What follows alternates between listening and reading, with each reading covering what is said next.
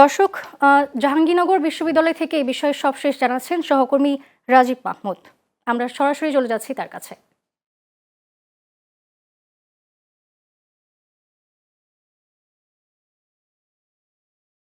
ধন্যবাদ দীপ আপনাকে।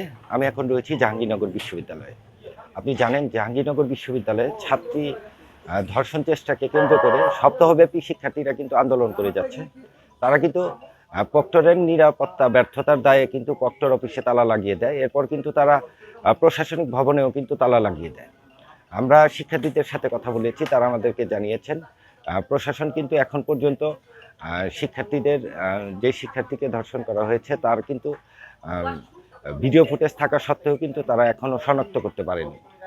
এছাড়াও আপনাকে আরেকটি তথ্য জানিয়ে রাখি, গতকাল বিশ্ববিদ্যালয় প্রশাসনের সাথে শিক্ষার্থীদের একটি বৈঠক হয়। সেখানে কিন্তু প্রশাসন 72 ঘন্টার সময় চায়, সে সময় কিন্তু শিক্ষার্থীরা মেনে নিয়ে আন্দোলন কিন্তু স্থগিত করে। এরই মধ্যে কিন্তু আরেকটি তথ্য আপনাকে জানিয়ে রাখি, আপনাকে যদি একটু ক্যামেরার মাধ্যমে দেখাই, জাহাঙ্গীরনগর বিশ্ববিদ্যালয়ের 53 ব্যাচের এক শিক্ষার্থী নাম লামিসা, তাকে কিন্তু শ্লীলতাহানি করা হয়েছে বলে তিনি অভিযোগ করেছেন।